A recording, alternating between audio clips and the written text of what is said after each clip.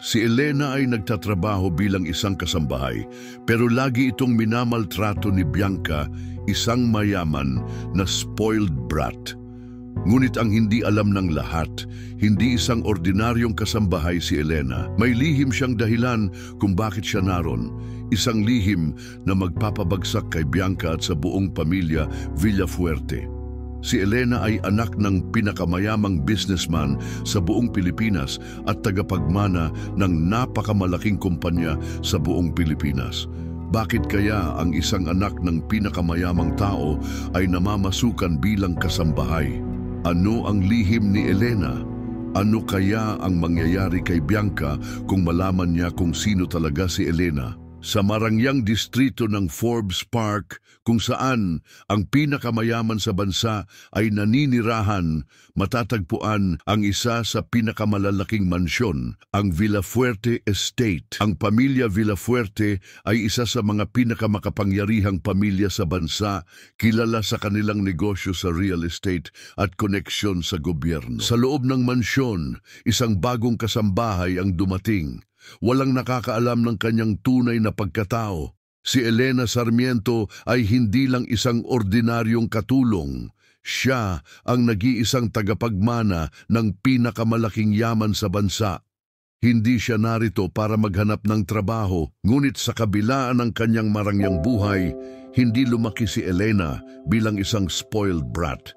Pinalaki siya ng kanyang ama upang matutunan ang tunay na halaga ng buhay. Anak, hindi mo mauunawaan ang mundong ito kung hindi mo mararanasan ang hirap, madalas sabihin ni Don Ricardo sa kanya. Kaya sa edad na 23, nagdesisyon si Elena na umalis sa kanyang marangyang tahanan at mabuhay bilang isang ordinaryong tao. Ngunit may mas malalim pa siyang dahilan. Si Bianca Villafuerte, ang nag-iisang anak ni Señora Belinda, ay isang spoiled brat na walang alam kundi umasa sa yaman ng kanyang pamilya.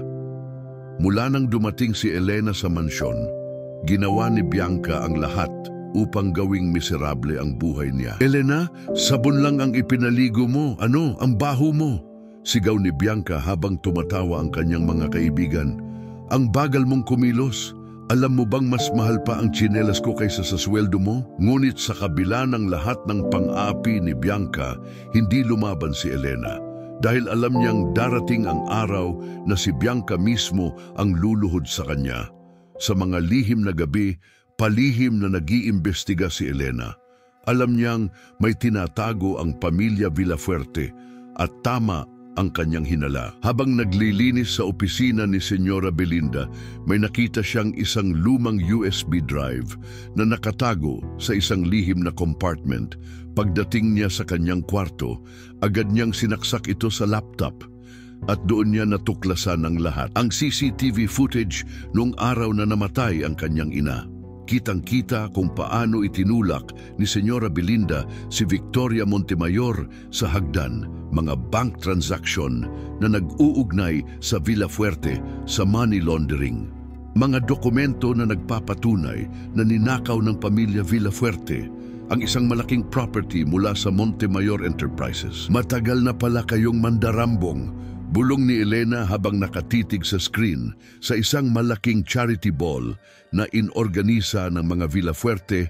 Maraming kilalang negosyante at politiko ang dumalo. Kasama si Elena, naglilingkod bilang waitress. Ngunit hindi niya alam na sa gabing yon, isang hindi inaasahang pangyayari ang magpapabagsak sa kanyang pagkakakubli. Habang naglalakad siya, isang mayamang bisita ang biglang napatingin sa kanya. Si Mr. Lee, isang Chinese billionaire at kaibigan ng kanyang ama. Wait, Elena Montemayor, ikaw ba yan? Nagulat na tanong ng matanda. Nag-freeze ang buong ballroom.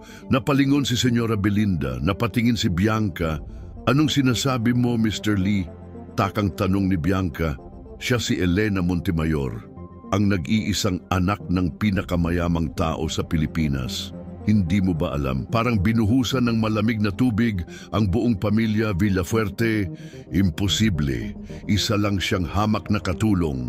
Sigaw ni Bianca, hindi makapaniwala. Ngunit sa sandaling iyon, dumating si Don Ricardo Montemayor, ang kanyang ama.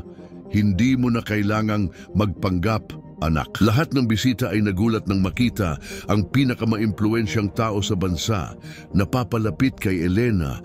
Papa, dahan-dahang inabot ni Don Ricardo ang kanyang kamay sa kanyang anak. At sa harap ng lahat, lumuhod ang lahat ng bisita bilang tanda ng respeto kay Elena Montemayor, ang totoong reyna ng negosyo sa bansa. Hindi ito totoo. Bulong ni Bianca habang nanginginig. Ngunit bago pa sila makatakbo, biglang pumasok ang mga pulis at NBI agents sa ballroom. Senyora Belinda Villafuerte, inaresto ka namin sa kasong pagpatay, money laundering at pagnanakaw ng ari-arian. Sigaw ng isang opisyal. Nagkagulo ang buong ballroom. Pilay sa takot si Bianca habang kinakaladkad ang kanyang ina. Wala na silang magagawa. Tapos na ang kanilang imperyo. Makalipas ang 1 taon, nasa kulungan na ang pamilya Villafuerte. Si Elena, ang dating kasambahay na inapi at inalipusta, ay ngayon ang CEO ng pinakamakapangyarihang kumpanya sa bansa. Sa isang eksklusibong interview, tinanong siya ng isang reporter, "Miss Montemayor, ano ang pakiramdam na ikaw na ngayon ang pinakamakapangyarihang babae sa bansa?" Ngumiti si Elena, "Masarap sa pakiramdam, pero hindi pera ang nagbigay sa akin ng kapangyarihan. Ang tunay na kayamanan ay ang kakayahang itama ang mali." At sa wakas, si Elena Montemayor ay hindi lang isang tagapagmana, isa siyang babaeng lumaban at nagtagumpay.